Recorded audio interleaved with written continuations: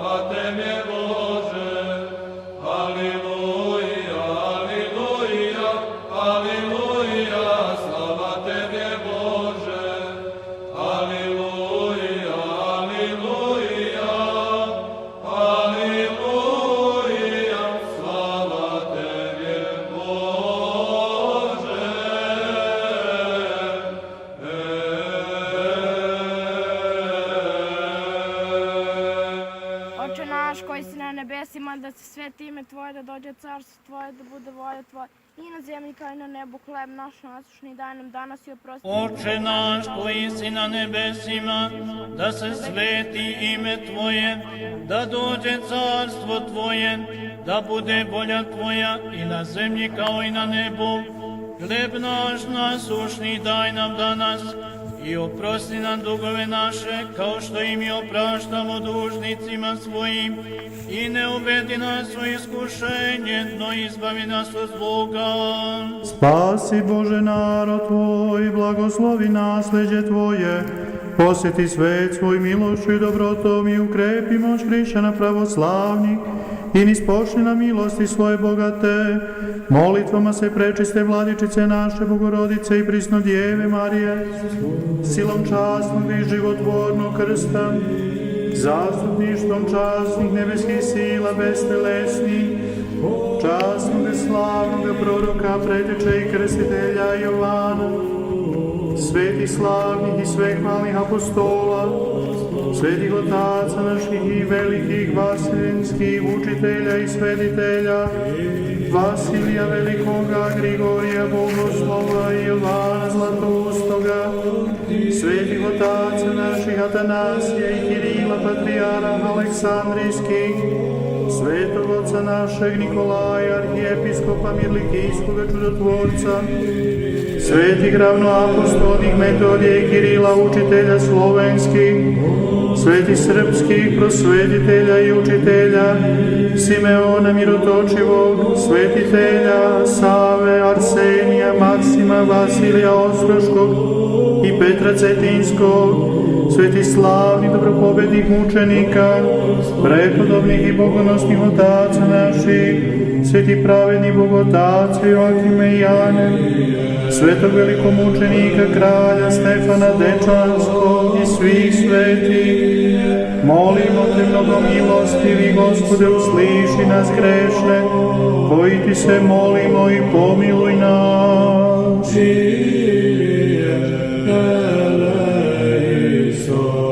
Milošću i dobrotom i čovekoljubljem jedinorodnoga Sina Tvoga, sa kojim si blagosloven, sa svesvetim i blagim i životvornim Tvojim duhom, sada i uvek i u vekove vekova.